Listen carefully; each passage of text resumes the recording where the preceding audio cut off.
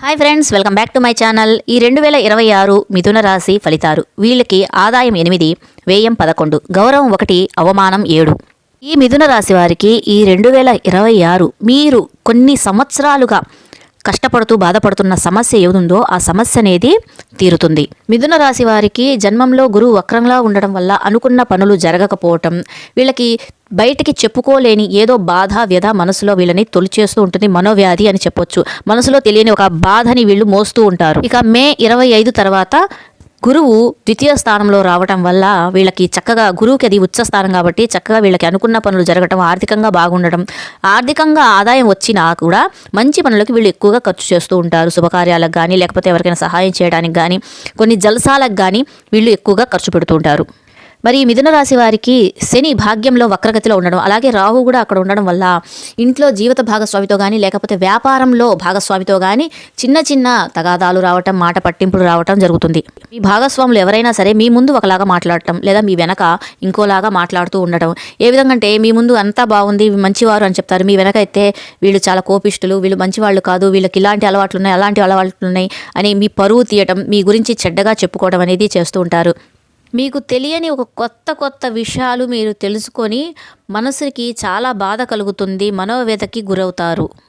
ఇక మీకు రాహు కేతువు ఈ సంవత్సరం 2026 ఆఖరుకు వచ్చేసరికి కేతు ద్వితీయ స్థానంలోకి రావటం, రాహు అష్టమ స్థానంలో రావటం అనేది జరుగుతుంది. దీనివల్ల మీ మాటకి ఇంట బయట విలువ తగ్గిపోతుంది. మీరేదైనా మాట్లాడితే అది పోట్లాడినట్లు ఉంటుంది, మీ మీద పోట్లాట్లకు వస్తారు. మీ మాటకి ఈసువంతైనా కూడా చీవంత కూడా విలువ అనేది ఇవ్వరు. మీపై ఇంకా లేనిపోని నిందలు వస్తాయి. మీ గురించి వెనక చెడుగా చెప్పుకుంటూ ఉంటారు. మిథున రాశి వారికి ఈ 2026 మీ ముందు ఒకలాగా, మీ వెనక ఒకలాగా చెప్పుకుంటున్న విధానం మీకు తెలుస్తుంది. మీ మాటకు విలువ లేకుండా పోయింది అని మీకు తెలుస్తుంది. మీరు మోసపోయారని కూడా తెలుస్తుంది. మీపై వెనకాల చెడుగా చెప్పుకోవటం, నిందలు వేయటం మీ మనసుకి చాలా బాధ కలుగుతుందన్నమాట. ఈ సంవత్సరం మరి అష్టమంలో రాహు ఉండడం వల్ల ఆరోగ్య సమస్యలు వచ్చే అవకాశం ఉంది. ఏదైనా సమస్య వస్తే చిన్నదే అనుకొని వదలొద్దు, వెంటనే వెళ్ళి డాక్టర్ని చూపించుకోవడం, తగిన జాగ్రత్తలు తీసుకోండి. ఎందుకంటే మీకు ఇక్కడ రాహువు మారిన గురుబలం ఉంది కాబట్టి కొంతలో కొంత మేలు అనుకోవచ్చు. కాకపోతే ఇంటా బయట మీ మాటకి విలువ ఉండదు. భాగస్వామితో కానీ, జీవిత భాగస్వామితో కానీ కొత్త చిక్కులు రావచ్చు. ఇక్కడ నేను చెప్తున్న ఈ ఫలితాలు కేవలం గోచారిత్య మాత్రమే. మీ జన్మజాతకాన్ని చూయించుకొని, మీ జన్మ లగ్నం, జన్మ నక్షత్రం, జన్మ రాశిని బట్టి తగిన పరిహారాలు చేయించుకుంటే మీకు దోష పరిహారం జరిగి కొంతలో కొంత బాగుంటుంది.